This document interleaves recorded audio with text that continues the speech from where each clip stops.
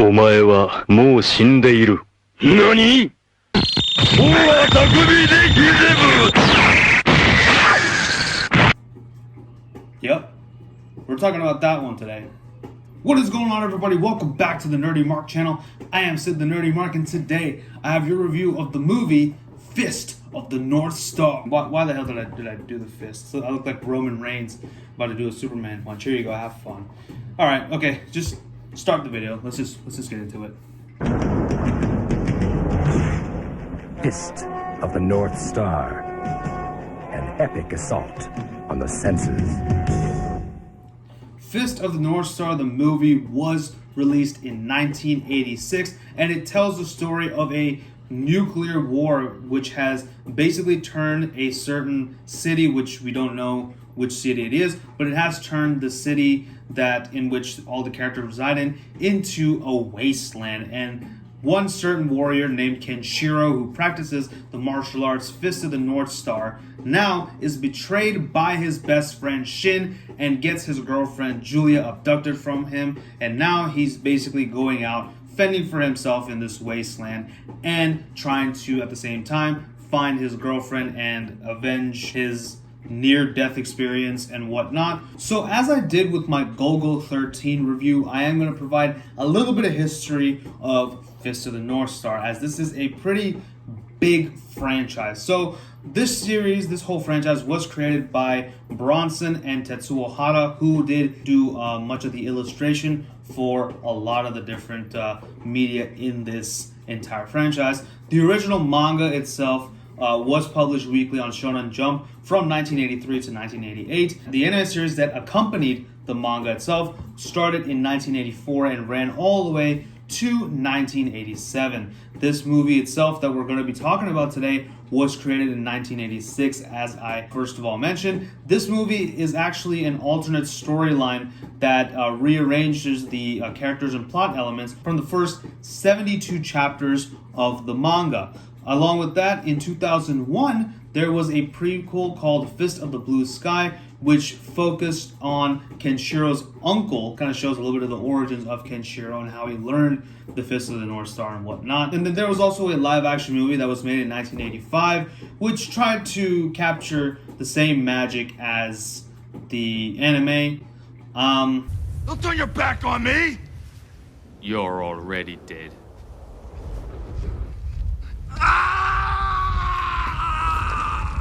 Yeah, it doesn't have the same ring to it, does it?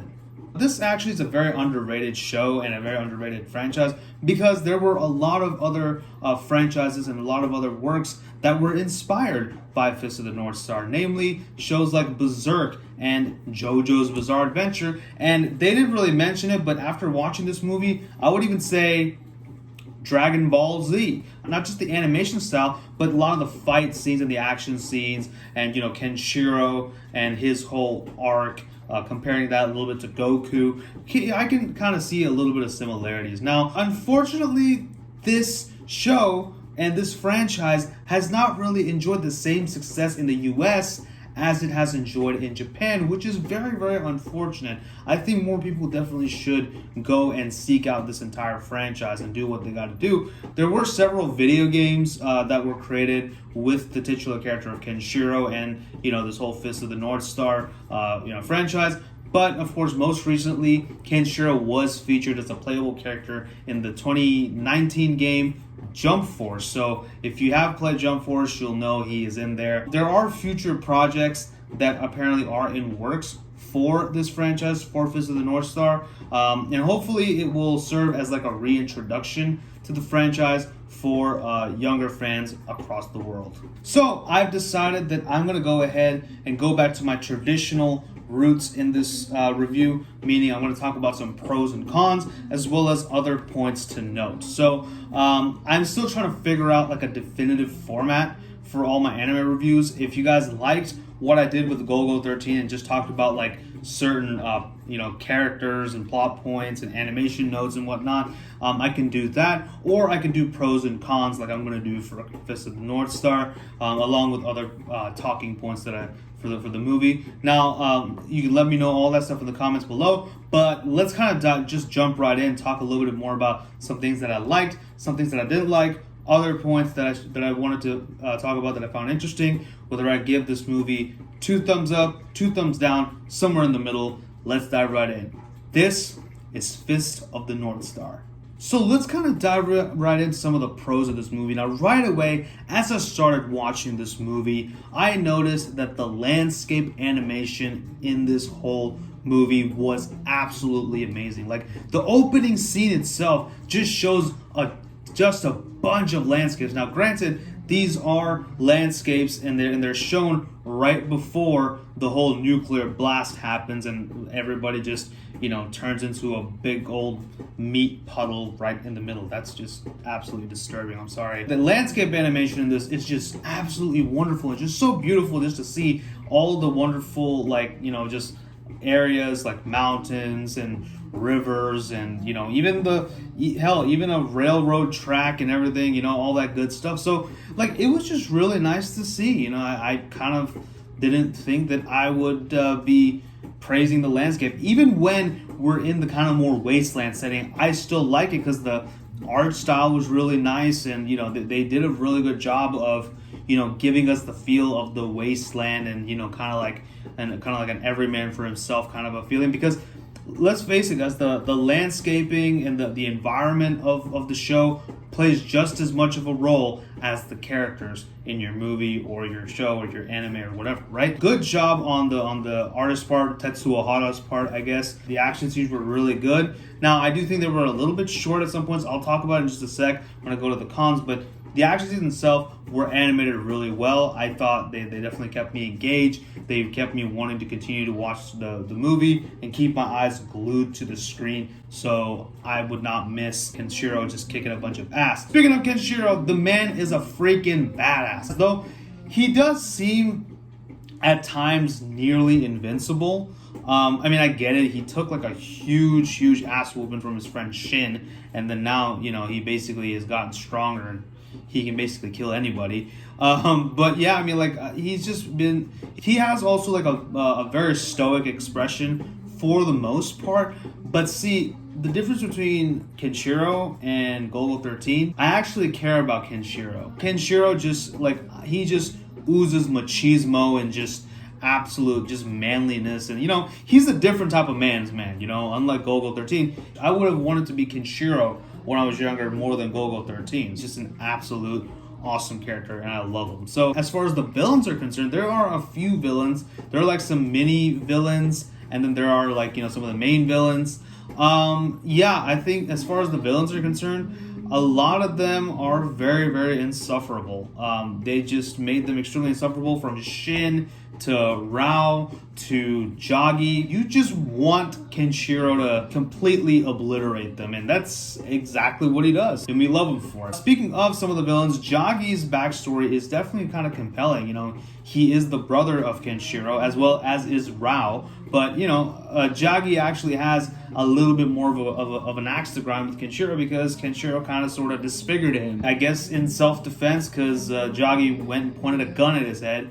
Hey kids, listen, when an intruder points a gun at your head, you have to find a way to disfigure them, because that's how we deal with criminals. Thought it was a very good story. Something that he did had a domino effect on everything that happened. More or less was kind of like the catalyst of everything that happened in Fist of the North Star. Just watch the movie, you'll find out. I don't want to get into spoilers in this review. But another thing I wanted to really praise this movie for was the pacing. This movie is almost 2 hours long, but I felt like I was watching an hour and a half movie. This movie kept me engaged from beginning to end with the fight scenes and whatnot. There are a couple of points where it lulls, but I think you kind of need that because it's like a calm before the storm. So I was totally okay with it. But for the most part, pacing is absolutely wonderful. I like the fact that this movie doesn't take itself too seriously. This is a cheesy action movie. This was, for crying out loud, this was made in '86. This is when Arnold Schwarzenegger and Sylvester Stallone were popular, and they spewed all the one-liners in the world. Kenshiro is no stranger to them. Obviously, the one that I showed you in the beginning, along with a whole bevy of others. The feel and the tone of this movie is that of a cheesy action film. And I'm fine with that. It's not trying to give us this deep, dark message about mankind and how we need to all band together and save the world and save the earth. Mother Earth is dying. No, none of that. It's just Kenshiro comes in. He is a freaking badass, and he'll beat the shit out of you if you stand in his way. Now, there is a little bit of the message towards the end, but it wasn't that much. It wasn't like super preachy, so I could kind of appreciate it. So as far as some of the cons in this movie, most of them are actually just kind of technical things, but let's kind of talk about some of them. The first thing was definitely the movement animation. Now, I'm not talking about the action scenes or the landscaping or anything, which I already talked about, and I said those were really good. I'm just talking about generally when a character moves. Okay,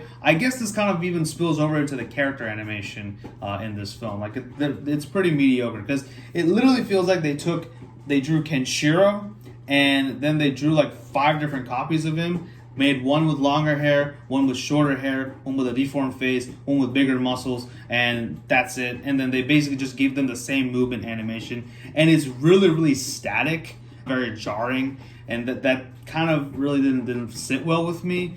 I mean, and I get it, it's an 80s anime, I get it's an old school anime. Now, I'm not talking about the fact that it looks dated. No, the animation still holds up to this day, but just the general movement of the characters, it looks so simple. Everyone walks the same way, and it looks very, very unnatural the way everybody walks. And I wish they had put a little bit more time, a little bit more effort into, giving all these different characters something a little bit more distinctive and, just to differentiate between each of them. The voice acting at times can be very stoic. Like, I get it that Kenshiro is someone who doesn't show too much emotion, but there are some times where he's kind of forced to emote. Like, they show it well in the animation, like, his eyebrows go up, his mouth drops, but the voice acting is just like that. Even with Julia, she sees her boyfriend getting almost nearly killed by a man who he considered his best friend, and half the time during that scene, her acting just fell flat. The voice acting just kind of fell a little flat for me, and I'm just like, dude, your boyfriend is getting killed right in front of you. I mean, I would be screaming until I got raspy if I saw my loved one getting murdered right in front of me. But that's just me, I guess. Another thing is, this movie, the violence in this movie is very much over the top, and it's very, very gory. The thing is, what they did, so this movie did kind of get re-released, and they did it with some of the gore trying to be cut out. Now, the patch-up job for the gore is absolutely horrendous. Like, it was like inexcusable. Like, I was just like, this just sucks, dude. Like they just didn't do a great job with the patching up with the gore. I mean, just either don't make it so gory or just leave it. I get it why they did that, because they wanted to make it more marketable to other markets such as the U.S. market right here. But they just did a terrible job. It was just really, really bad. Like, can you at least try next time, please and thank you? Like, literally, the dude, when his head's getting blown up, it's like freaking fairy dust sprinkling out of his head. Like, what the hell happened? Was he possessed by Tinkerbell or something? I don't know. It just didn't look good, and it was very distracting and took away from the intensity of the movie. Finally, the last one that I want to talk about is the fact that some of these fight scenes that he has, especially the fight scene that he has with Shin, that's the one that I'm going to be really critical about. Now, the fight scenes are really good, like I mentioned, but some of these bigger fight scenes where, Kenshiro is supposed to be fighting like this big tough guy boss, I felt that they could have gone on a little bit longer just so we could have seen a little bit more of his prowess in combat. I wanted to see that, but instead, in wrestling terms, we basically just got a bunch of squash matches. So I wanted a longer showing. I wanted to see more of what Kenshiro was capable of in combat. For example, the battle with Shin that he has is literally like 5 seconds. And I'm like, this guy nearly killed you and abducted your girlfriend. First, you should be beating the shit out of him, and then going to find her. Like, and then they conveniently had Shen say that he didn't train for this fight. Like, come on, dude, are you serious? That was just absolutely ridiculous, and in my opinion, that was definitely inexcusable. So the first point that I want to talk about, in case you haven't noticed, this movie is not for children. Yes, the violence is extremely over the top and very, very gory. Like, there are people whose faces are just getting ripped off of their skulls. Like, the first scene itself is just a bunch of people dying, and you see like the skin and the muscle just falling apart and just coming off of their bones, you know, because we like to see that shit. And you know, and like when every time Kenshiro does his nerve punch or whatever, like the dude literally just, you know, has big bloated, you know, blowing up things on his head, and then he blows up into a fountain of grape jelly. So like, yeah, I mean, it's very violent. This is a really violent anime, really violent, you know, TV show as well. You know, there is a little bit of nudity, like towards the end. It's not much, it's like one shot, but that's not even it. But it's mainly because of the violence. That's literally why the show is not for kids. Also, it's a pretty serious anime. Like, it didn't take itself too seriously, but it is a serious show. It's a serious movie, and I don't want to say there's like adult themes, but yeah, I mean, it's just you don't want to expose your 5-year-olds to this, do you?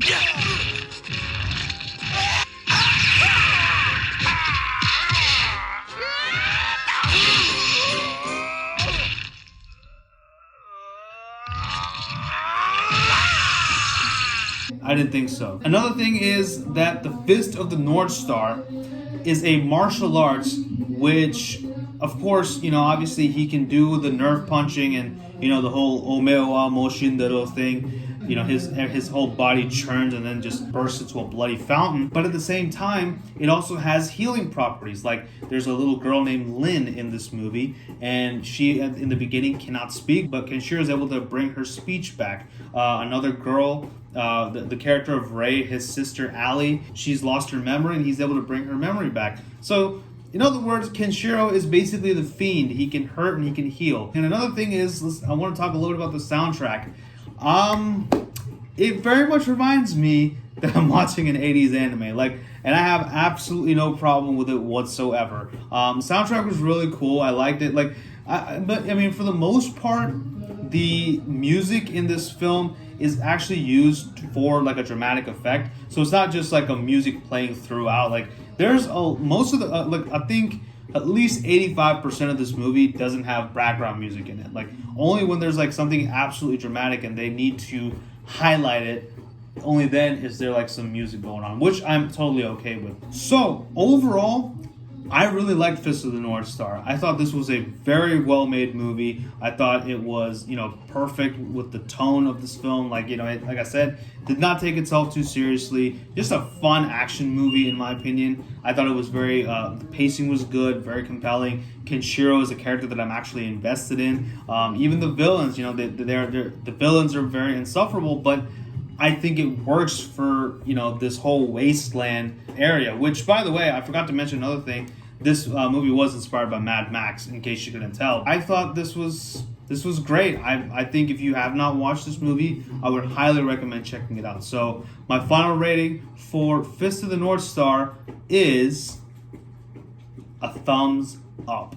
So that pretty much concludes my review for Fist of the North Star. If you've watched this movie, let me know what you thought about it in the comment section below. Also, don't forget to let me know what other anime you would like me to review, as I would love to take some fan requests or some subscriber requests and take it into consideration. And if I like it, I will absolutely review it.